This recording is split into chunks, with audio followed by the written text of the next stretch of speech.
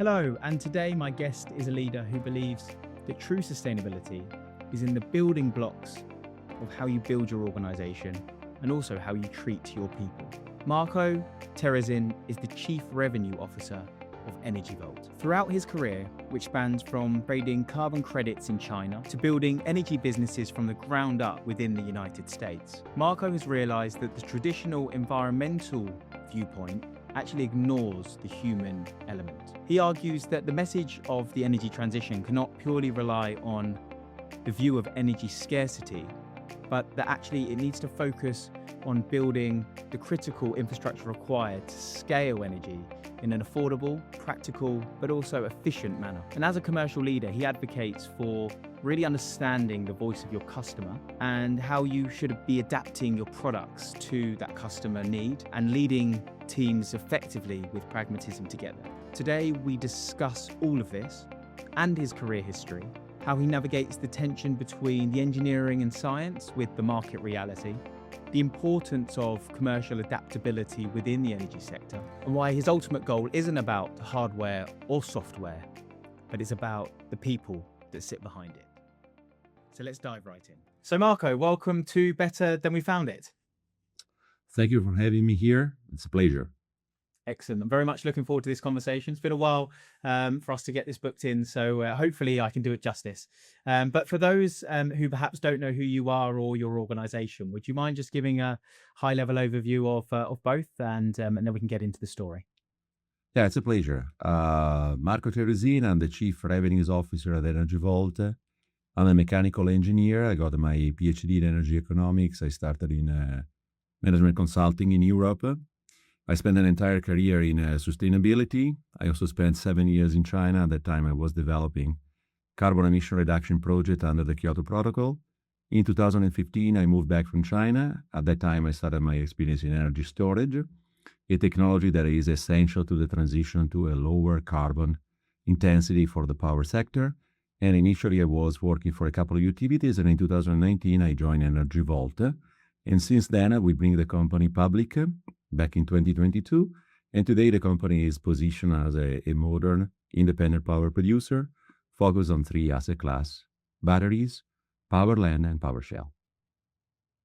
Excellent. Well, I'm excited to get into that in a lot more detail, in specifically Energy Vault. But something that stood out to me when I was doing my research was your incredibly diverse background in terms of geography and in terms of exactly what you've been doing. So as I understand it, and correct me if I'm wrong, you started in Europe with a move to the US with an MBA as well, as spending the 7 years, as you mentioned, in China. What was it that led you to focus your career on sustainability and the energy transition, firstly? There is always an element of circumstances.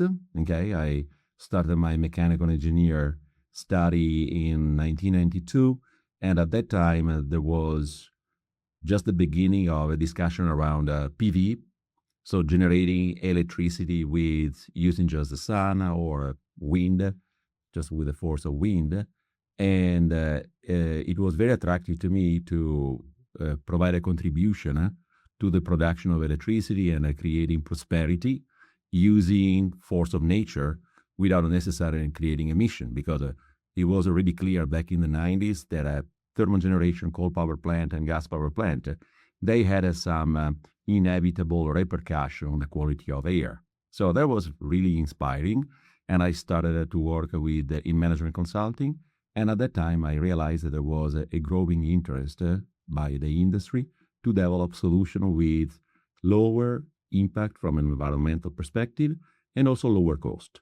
And since then, cost came down significantly. And today, renewable energy represents a very attractive solution to provide energy at a competitive price. And you said that in the 90s, that was where it was first starting. But I'm sure there were many peers of yours or others that were studying that saw the same information as you did and didn't get struck by the either fascinated by it or could see the opportunity by it. Why do you think you saw this as the long-term play it has become, and what were some of the negative sort of side effects of your choice back then in terms of peers and others who maybe didn't quite understand it? Um, I think it's a combination of information coming from the market and also personalities. Peter Thiel wrote many books. So there is an interesting book, 0 to 1, where you can find element of being adapting a contrarian view. So at that point, it's a matter of if somebody want to provide a contribution and go in mainstream or exploring something that is unusual. I think that is a super important early in the career of people to develop this type of understanding of yourself. Because I believe that the propensity to develop and to identify and pursue something that is closer to innovation is something that if you have it, is better that you are aware that it's something that probably will stay with you for an entire life. And it comes with a certain propensity to taking risks. And but with risk, you also have opportunities that if you stay mainstream, they cannot materialize. The reality is that, however, that what is mainstream and what is something that is unusual or new, it's not always crystal clear. For example, we noticed that in the last few years there has been a rebound of power generation using gas power plant because of the shortage of power in the United States. But in general, I would say that it's important to understand what intellectually, what you're attracted to, and based on that, developing an interest in the industry. Mm. But it seems with your academic study, actually, you covered such a wide variety that you had the exposure to everything. The PhD in energy economics, but also the mechanical engineering means, I suppose, you have this internal, I suppose you could look at it from two ways: the internal conflict of, the engineering reality versus the commercial viability. But actually, I suppose what you must have done in your career is be able to balance both as a positive, to be able to see both sides of that coin. How often do you think that those two parts come in conflict with your world now? And do you think the grounding from those, or from that studying, has really helped you to be able to interact and engage on both angles? Yeah, I think that the balance between the technical know-how, capabilities, interest, and the economic reality of what can ultimately find its way to the market as something that can be bankable or financeable could lead to balanced opportunities if you don't limit yourself to some, for example, geographies or to some industries that will limit your perception of what is possible. For example, nowadays, if you operate in Europe, limiting yourself to a nation or a country could be not the best approach to balance the technical opportunities and the economic viability of project. There are opportunities in Eastern Europe that just a few years ago were not possible with renewable energy. Now countries in the Balkan represent probably the best possible investment opportunity for renewable energy, something that will unleash also opportunities from a technical perspective, installation of advanced transformers or software solution that can maximize and optimize the dispatching of renewable energy associated also with energy storage, and many other examples. This is just the latest that I came to mind. 15 years ago, there was a tremendous growth in China, and the interest to develop low carbon intensive technology in the iron and steel industry and in the renewable industry generated tremendous opportunities for cost reduction. Now there is a lot of interest here in the United States that are associated with the effort to increase the capacity of generation for AI is also developing opportunities for AI agent. So it's a balance between these two things. And today, the more we are able to get exposure to the opportunities, the better it is to find a balance between technical and financial opportunities. Sure. But I suppose also, given your background as a true global citizen, and there are some people who I talk to through our processes who believe they are, and others who have lived and breathed it like you have, um, must give a grounding and a perspective that many others that haven't lived in different environments perhaps can't quite comprehend or see. How do you think that your time in China particularly shaped your view, looking back at the West and the viewpoint around sustainability or energy?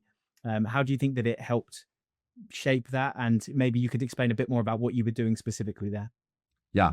Um, I moved to China because at that time, under the Kyoto Protocol, there was a full attempt to deploy a cap and trade mechanism, not only in China, that was oriented to every developing economy. At that time, the Kyoto Protocol was making a distinction between advanced economy, US, Canada, Europe, Australia, and developing economies.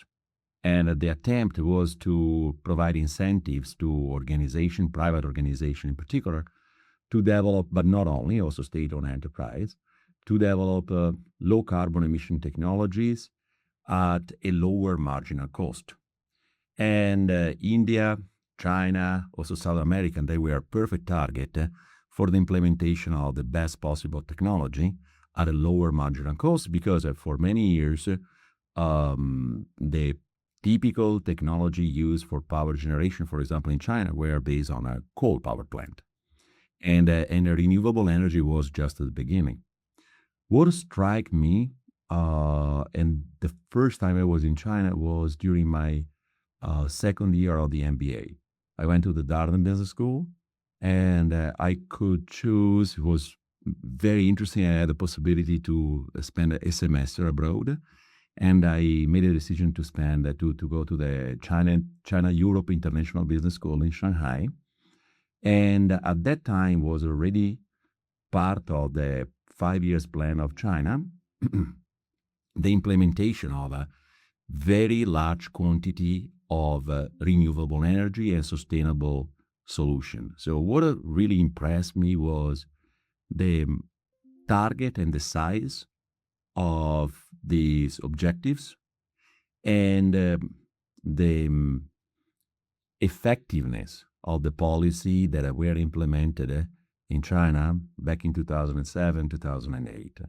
So for me, that was super important to understand that ambitious goal in transforming a sector quite traditional as the power sector are possible if they are properly planned with regulation and policy. I should say first policy and then a regulation.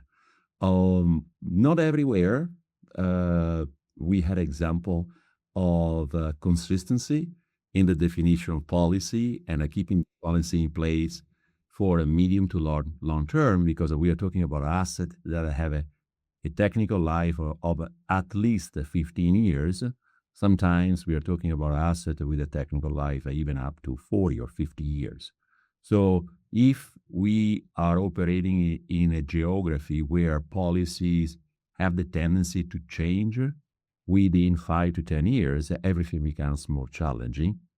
And the reaction of the system will be to enter into a boom and bust period and cycles that only if supported with high return on the capital invested, they can maintain a sizable amount of investment. Otherwise, investors, they can retreat from this market and they can go back to more stable asset. Yeah, I understand. It'd be interesting to hear a bit about your journey then from seeing this in, I suppose, in theory to the practice of the businesses you then joined. So could you tell us a bit about your corporate career, having completed that study, and where you then went and how it led you through to Energy Vault? Yeah, I'm a mechanical engineer. I graduated in 1997 And at that time, there were not a real sight of electric vehicles. So my PhD was focused on the study of an emerging technology at that time, direct fuel injection in spark engines.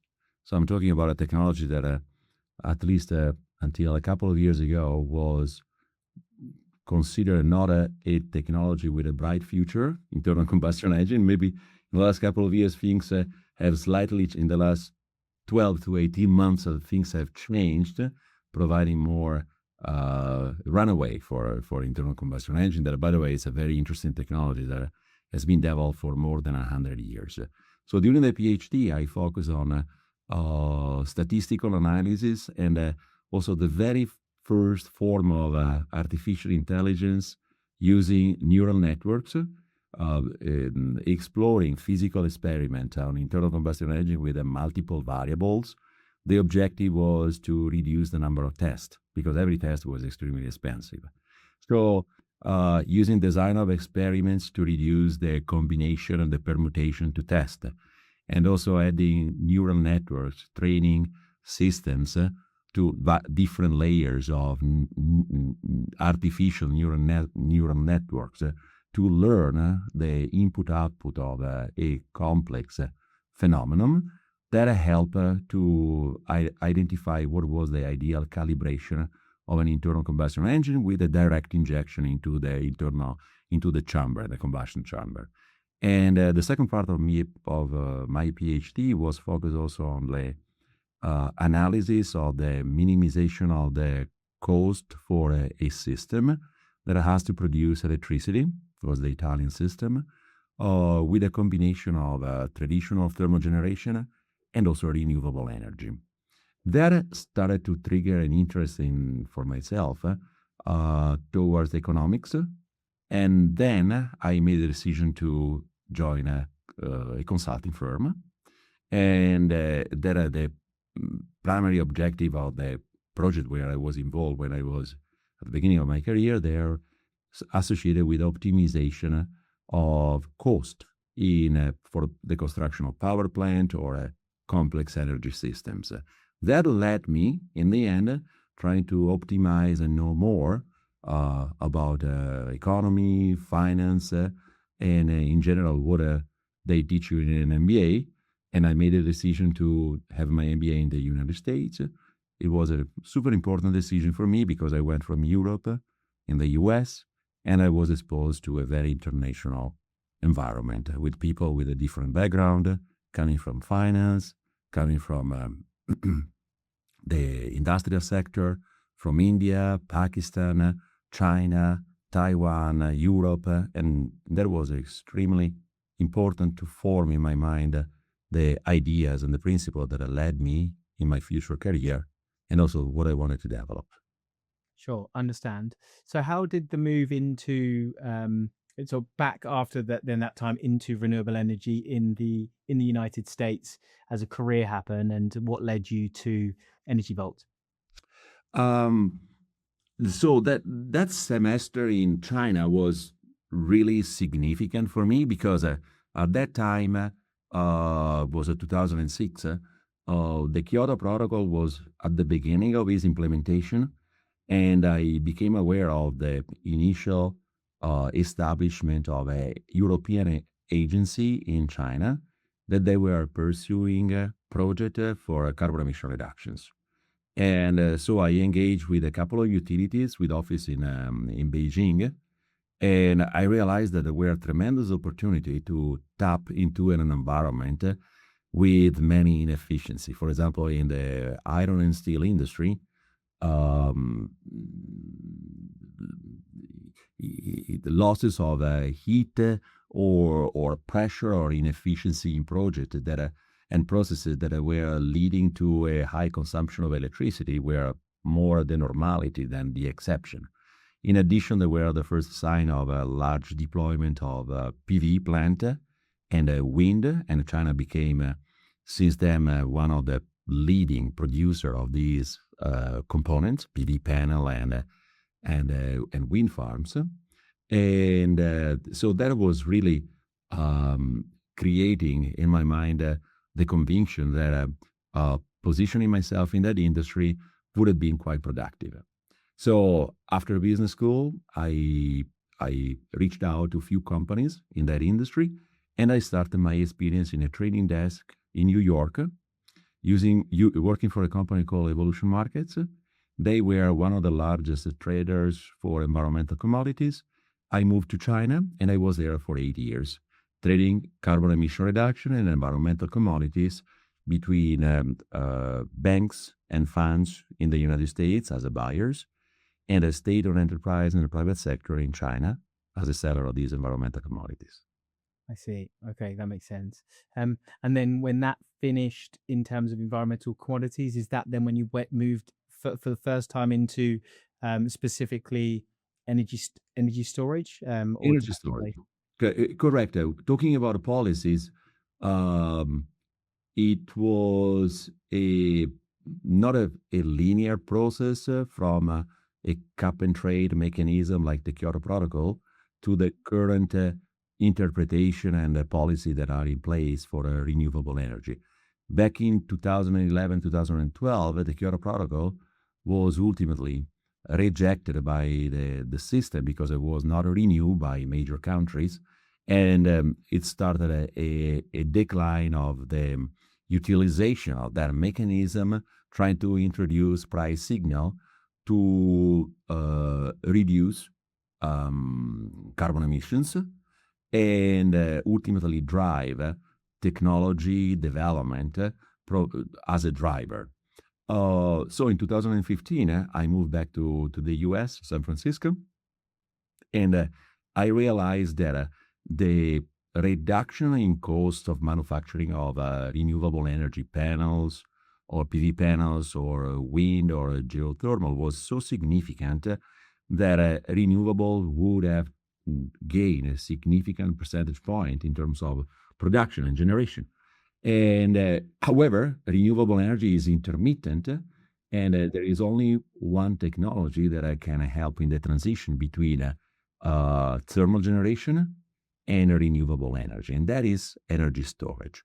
Because with energy storage, you have that ability to smooth the intermittency of this source of energy, PV or wind, and avoiding negative repercussion into the system, into the grid, that otherwise would make impossible the acceptance of renewable energy at a high percentage terms.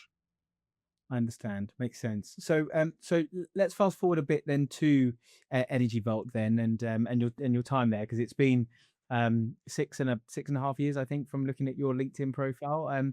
So as I understand it, you joined, but not in the chief revenue officer role, but in the chief product officer role. Is that correct? And tell us more about what you were brought in to do, and maybe a bit more about the state of play in the company at that time. Yeah, the company at that time was different, not just because it was at the beginning, it was a startup. I joined the company in 2019. At that time, we were just 5 employees of the company, but there were few assumptions that have changed over time. The company was founded on the assumption that long duration energy storage would have materialized itself quickly in a couple of years. So at that time, it was 2018 when the company was founded.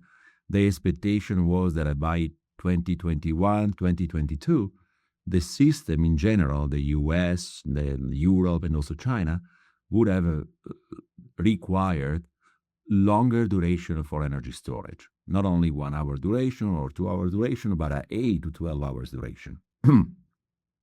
And the second assumption was that the price of the dominant technology at that time, lithium ion, would have stayed high for a much longer period of time. So when I joined the company, I thought and I proposed to the CEO of the company that it was super important to validate the product market fit of our value proposition. And at that time, the company was focused on the introduction of the gravitational energy storage technology. A very interesting technology because it does not have degradation, doesn't experience degradation differently than batteries.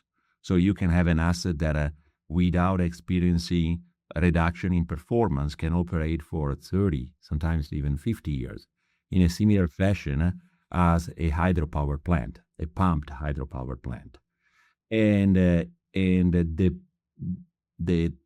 technology, the physics behind gravity was well understood, with almost 100 years of technology and engineering that was applied into pumped hydro installation. So I started my experience at Energy Vault with a couple of important questions in mind. What are the use case for the application of gravity energy storage?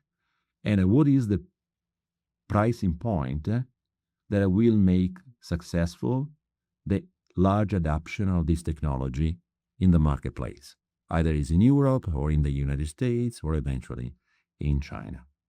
That role has evolved over time because the original two hypotheses, they proven to be not as solid as we thought.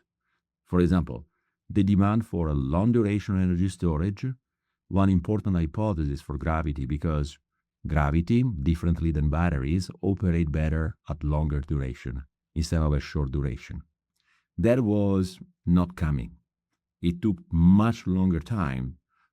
Just today, we see the first contract for duration between 6 to 8 hours.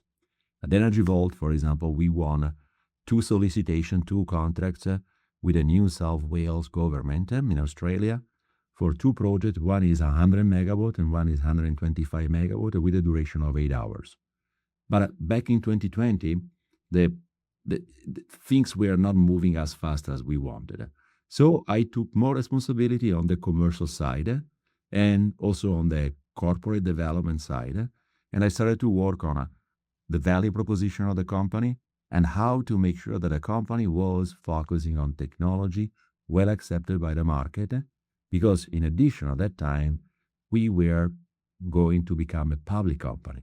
So maintaining focus on gravity, we also expanded our capabilities with the integration of more traditional technologies and introducing on top of that a digital platform.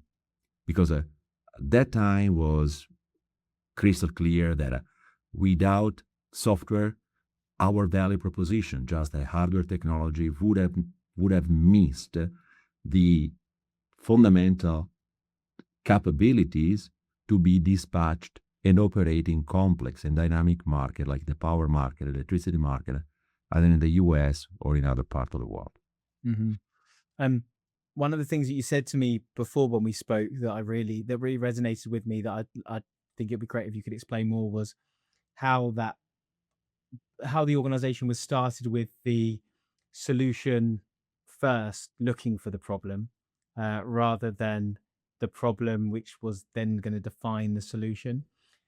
With those hypotheses, and clearly a founding team who were very much wedded to that, and that's what they thought. How did you pivot that focus based on market economics, and what pushback did you face in those early days, either from investors or your wider executive team? Because that's quite a common theme I hear in from individuals who join early stage startups, but not always one that people actually can work through. So what did you face and how did you overcome it? You are touching a topic that it's very interesting and very challenging also, because you're talking about the DNA of an organization, the must believe, the reason why founders have spent many nights working on problems or solutions that they believe are essential to the entire ecosystem.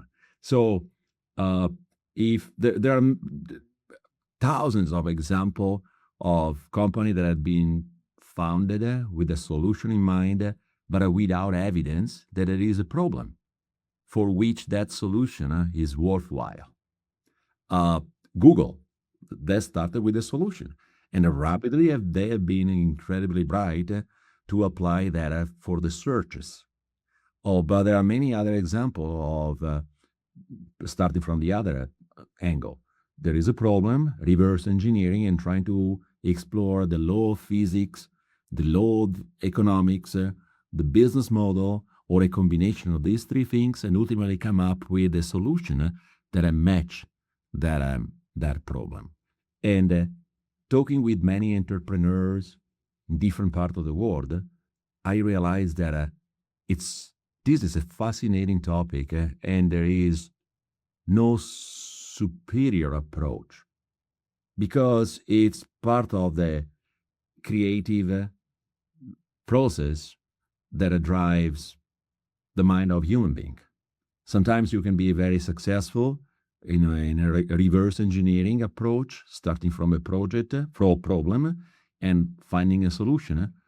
Many other times you can fail because you are missing with this approach, starting from a problem and finding a solution that has those elements of innovation and uniqueness that will make that venture really really successful. So it's really an interesting topic.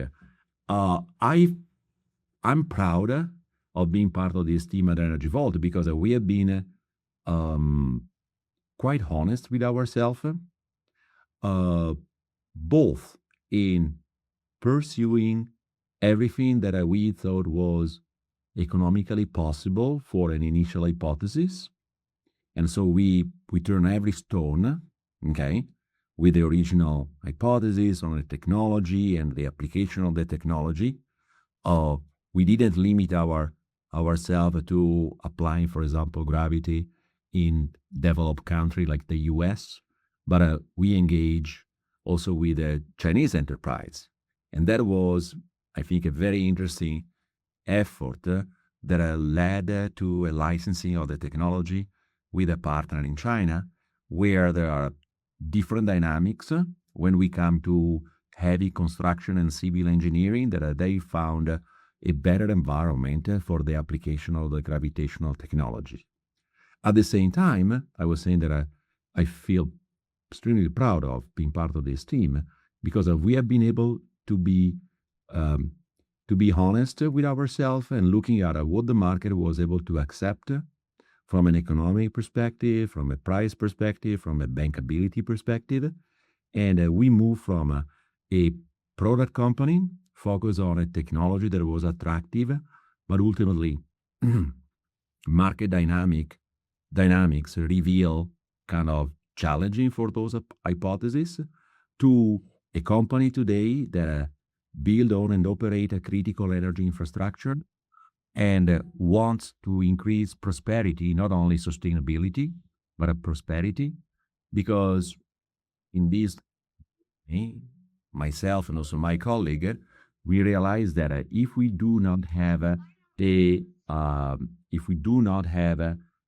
value proposition that enhance economic value, and we just focus on the sustainability of the solution, that will become less attractive.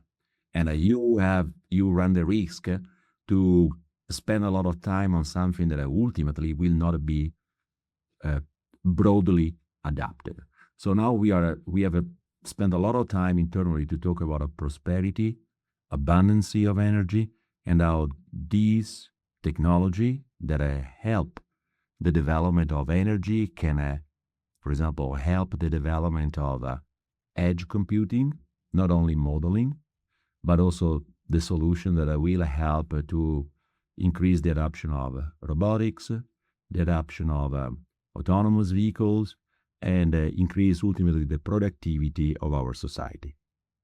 And this piece around prosperity, not reducing consumption or reducing emissions, is a concept that that I know we spoke about before, and I have others that I talk to who are in a similar case. But there are some companies that I talk to where actually that pragmatic solution isn't there, and they believe solely in AI, the right technology or a solution, and they will not deviate from that.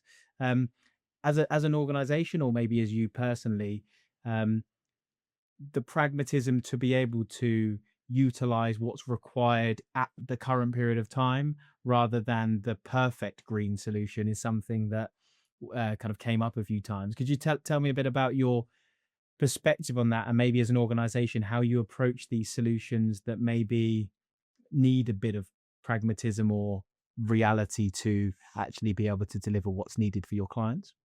Yeah, there was an event uh, at Energy Vault that I made the necessity to be pragmatic essential.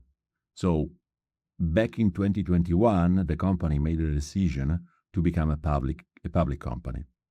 Uh, that changed dramatically the way that we think about the solution that we have to focus, the where we are investing our R&D dollars, and the way also that we have to evaluate feedback from the market.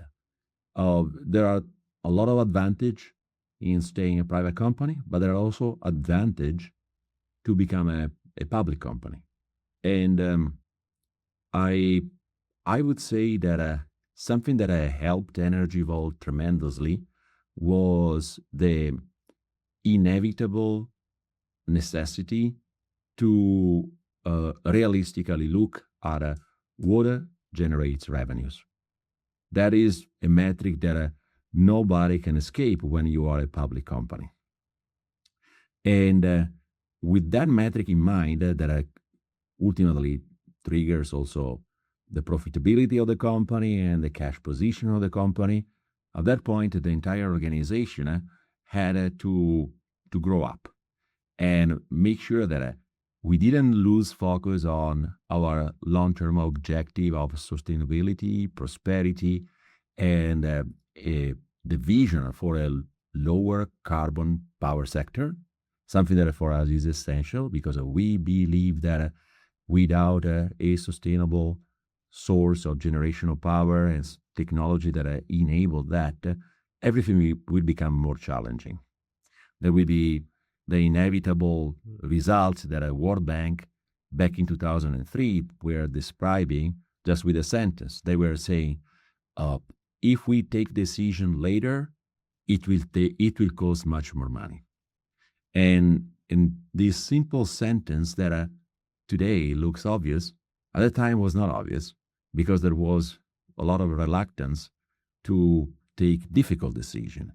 Or coming back to Energy Vault, I think that there is a lot of scrutiny. Every quarter we have to report the result, but that help us to keep us honest, keep focus on the ultimate responsibility to generate value for our shareholders, and so to find the right balance between innovation, solution that can yield financial result in a few years from now, but not losing focus on what has to provide a return to the shareholders in the medium to short term.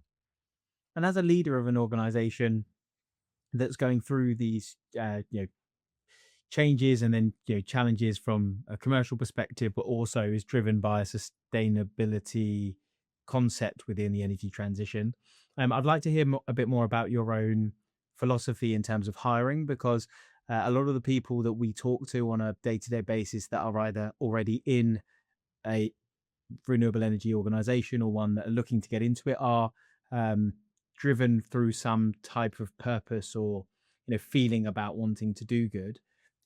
How do you test for that real passion for the industry, but also the pragmatism when you're looking at individuals? And I suppose a question to maybe put you on the spot a bit, but can somebody be too passionate about the industry, which would mean that they couldn't then transfer the pragmatism that's required to do what you believe is the right thing? Yeah. You are touching a point that it's a combination of art and science, I would say, because it's not so easy to identify the features, the characteristics, the tendency, the interest, and the passion of professionals that are joining a new organization. Also because all these set of things can change over time. So I have the responsibility on the commercial part of the organization.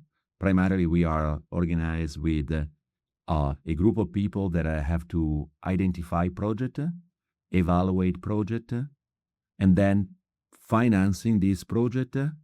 And the third department within the commercial organization is oriented to the monetization of this project, contracting. So if I think that it's essential in a very competitive environment, as every industry, but in particular, the energy industry, where the margin are sometimes between 10 to 15%, and the IRR of the project rarely are above 20 to 25%. So it's an industry where you have to be extremely efficient and able to identify the right trade-off between cost and potential revenues. Having a passion for what you do is essential, because otherwise everything can become extremely stressful. What we have set up at Energy Vault to help in this journey is a set of principles that they have to be helpful on a daily basis. For example, I mentioned a few of these principles. The first is kind of trivial, that is listen to the customer. But sometimes commercial people, they have a tendency to talk a lot. If you don't follow that principle, listen to the customer, you start with a uphill battle.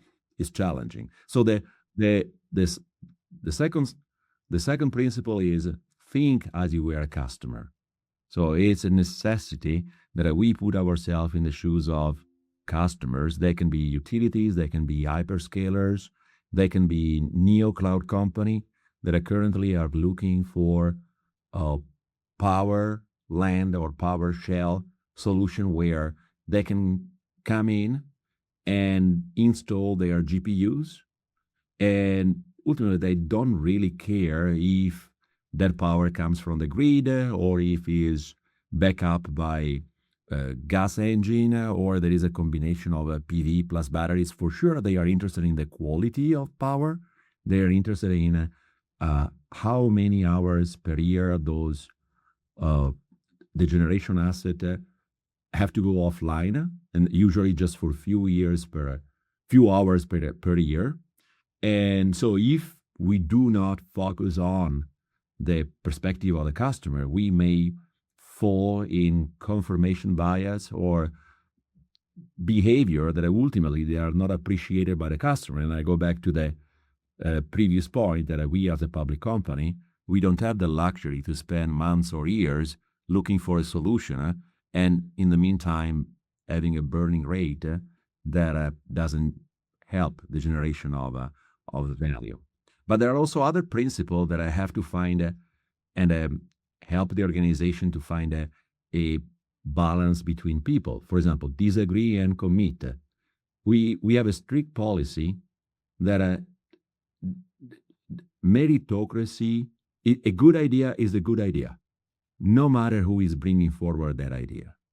And in the end, if we make the decision that that is the approach, that is the plan, we define milestones, gates, 3 months from now, and during this period of time, the entire group is pushing in the same direction.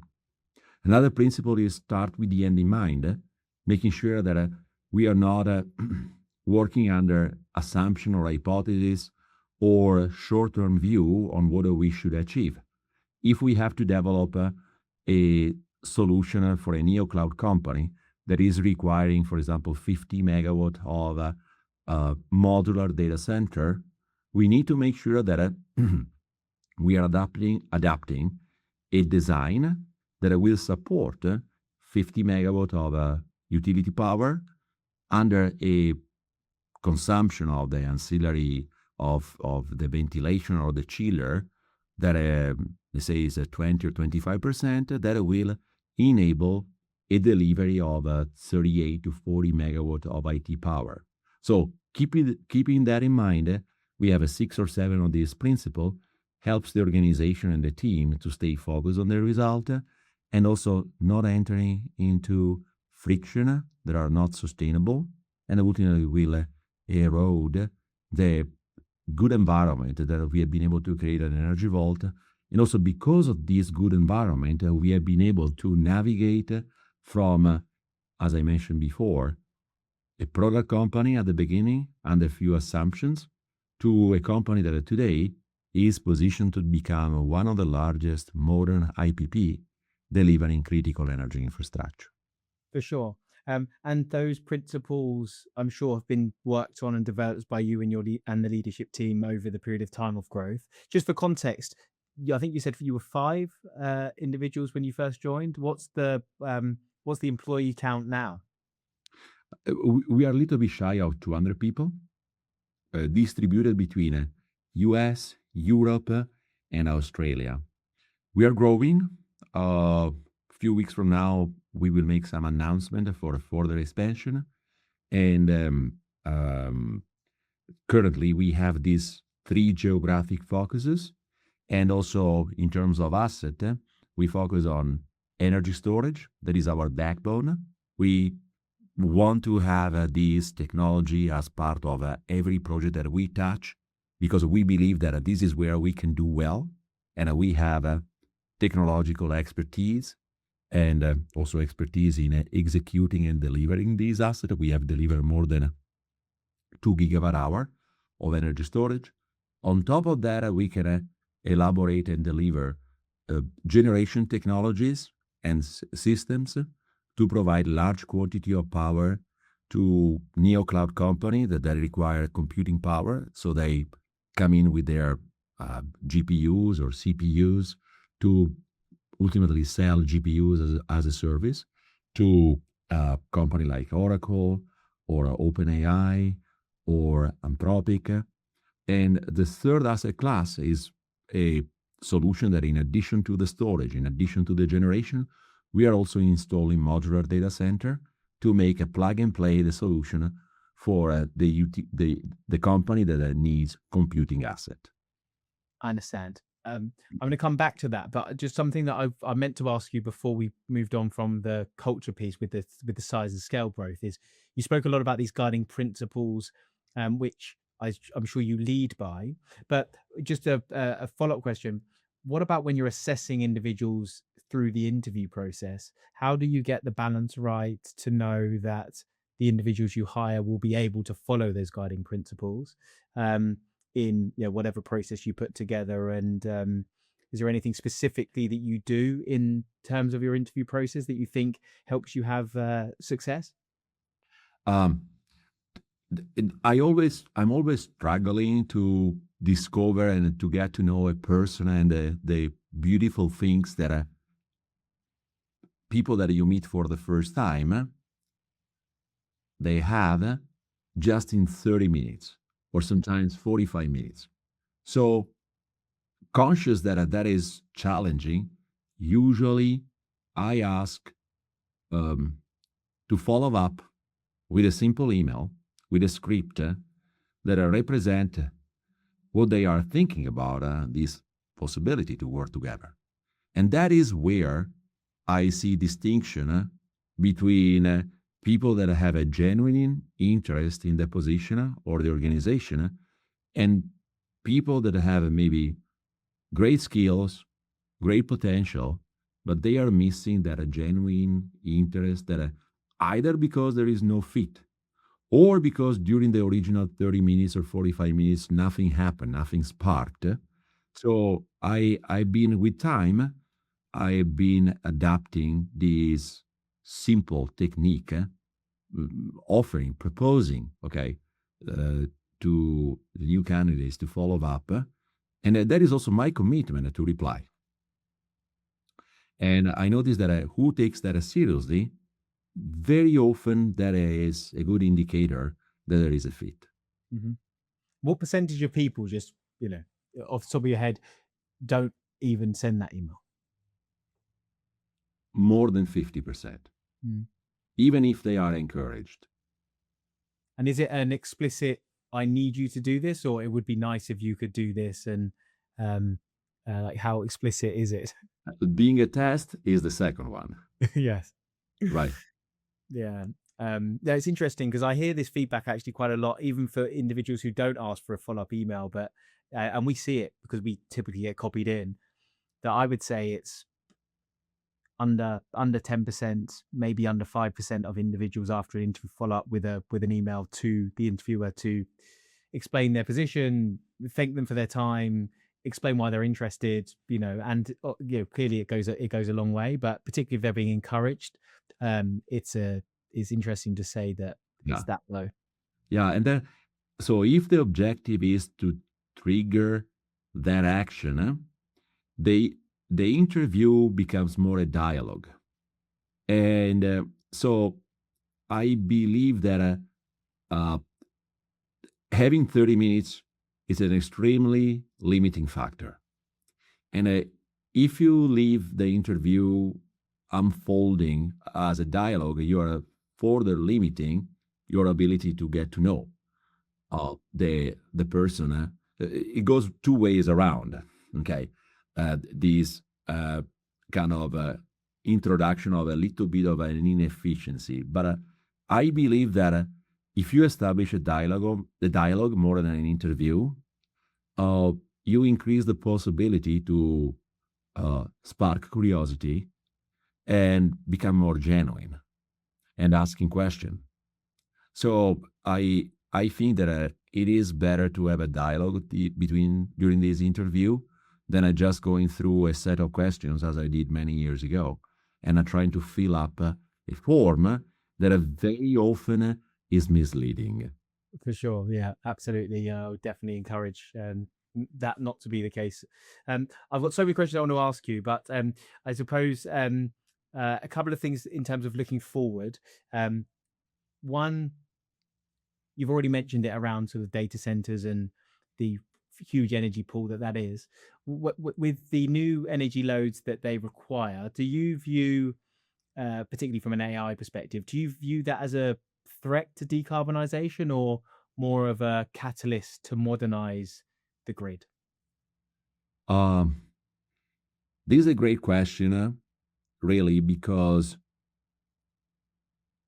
20 years of effort to decarbonize the grid, it's highly possible that over the next 24 months will be completely compromised. And that is in the numbers. The installation of data center for training is happening in the United States. This is the part of the world where massive gigawatt of load is required.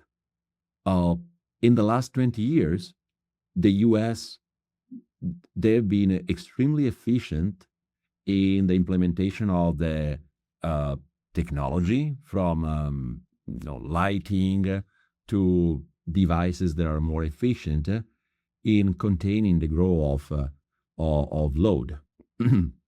So per unit of GDP, the US has been extremely efficient in curbing the demand for electricity, even if more recently the electric vehicle have been representing a brand new demand sector, calling for more electricity. So when 3 years ago there has been the first sign of this huge wave of new installation of large load, the system was not prepared. And there was a significant shortage, and there is still a significant shortage of utility power. So because of the necessity and nobody is willing to stop the demand for services of artificial intelligence, agentic AI, etc., the reaction was to install thermal generation behind the meter in conjunction with this development. So almost every project that are current of significant size, 500 megawatt plus, they have a component of local generation with a thermal power plant, gas power plant. I'm not referring necessarily to the backup that is not working continuously. I'm referring to the situation where you have an initial small size grid interconnection, if you have, because sometimes you neither that one is available. And to accommodate the ramp up of the load, you start to install internal combustion engine using natural gas, or eventually gas turbine, open cycle gas turbine, that they are not the most efficient. So it's inevitable that there will be a significant pickup in emission per unit of GDP. And in general, the carbon intensity of the grid will go up. However, I'm quite optimistic that this trend will reverse. So it is happening, and there will be a negative contribution if we believe that man-made action are contributing to climate change, and there are significant evidence that that is the case. That is not a good news. At the same time, the marginal cost of natural gas power plants is pretty high. And it's just a matter of months, not years, that the price of natural gas in the US will start inevitably to go up, creating pressure to the cost per token of the AI industry. Competition will go up. Everybody will become more sensitive to the marginal cost of tokens. Therefore, there will be a natural tendency to rely, hopefully, more on grid power and renewable energy position, either nearby where these data centers are installed, or at locations that are positioned to supply in the grid the quantity of power that ultimately this data center will need. The expectation is that within 3 to 5 years, this cycle should happen, should unfold. And so we, at that point, we should go back to a path where renewable energy, not only because it's carbon-free, but also because it's the lowest cost solution, will become, as it happened 10 years ago with the first corporate PPAs, will become the favorite solution by the largest user of electricity for AI. I understand, and that's the full circle moment, really, when we get back to that point. But as you say, it's going to be volatile on the way. Okay, look, thank you so much for sharing that. I've got some quick fire questions before we finish. You've lived in a number of different places, but if you were to look at Beijing, LA, or your favorite city in Europe, what would you choose and why? I don't want to. I want to be honest with all the great place where I lived. I can tell you that I have great memory of Zurich, a place where currently there are among the best people in the world developing AI agent and solution for the industry. I have great memory of China and Beijing. When in 2008, I remember the Olympic Games, China was able to, by policy and by temporary decision, to shut off the generation of the thermal power plant that were nearby the city, and show the world that with the willingness, you can take decisions that have a significant impact on the quality of life. In that case, we are talking about the air quality. I have a beautiful memory of San Francisco when I moved there back in 2015 with my family, because I was able to appreciate an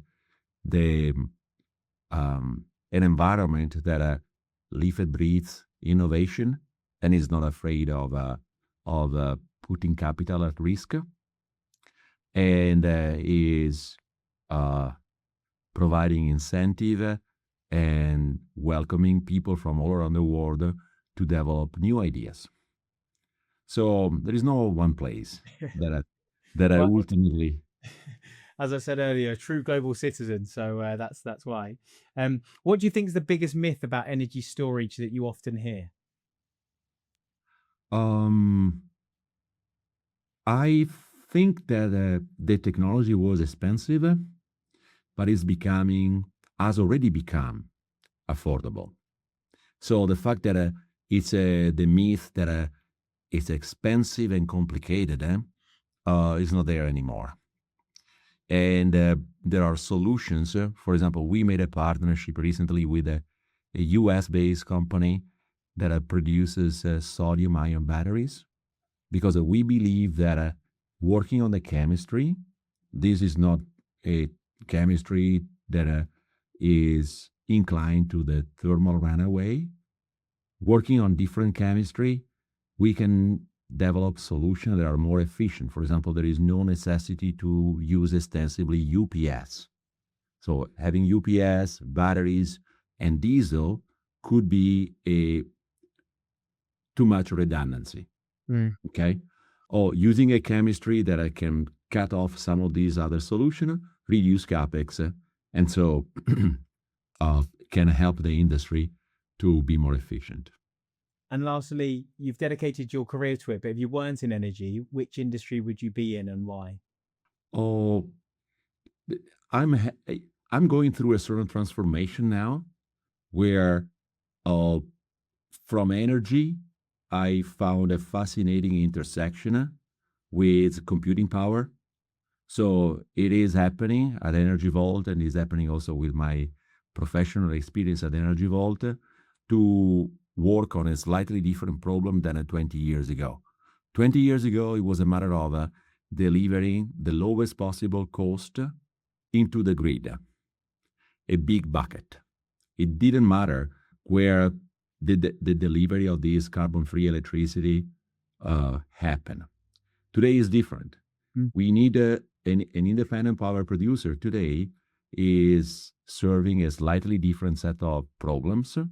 That is not just the lowest possible cost of energy, but is also providing this electricity with a high degree of reliability, and with also characteristics that are required not only by the utility, but also by this emerging class of hyperscalers, companies like Google, that recently made the announcement and the statement that they are going to invest $1 trillion to renew the grid and making sure that they have enough power to support all their computing capabilities.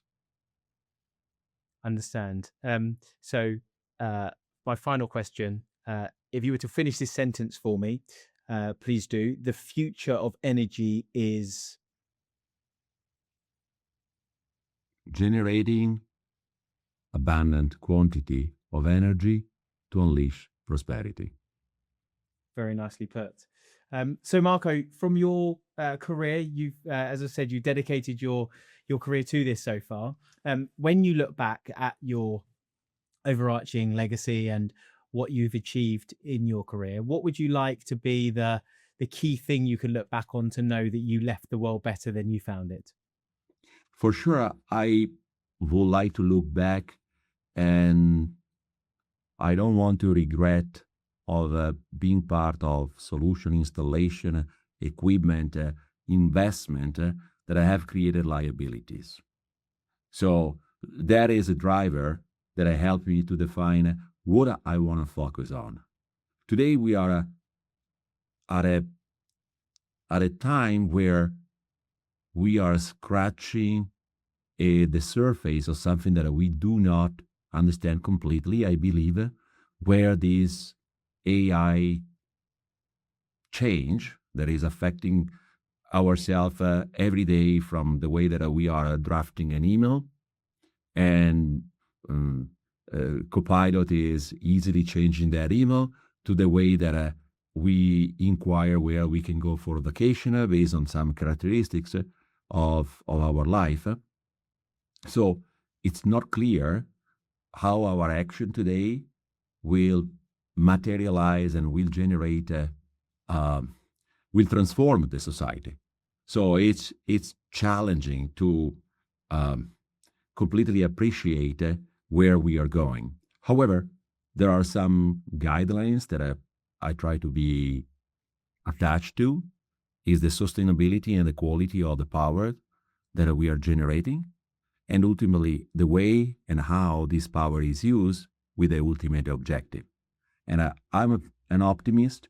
I believe that AI will help to increase productivity of our society, and also we will be able to use AI at our advantage.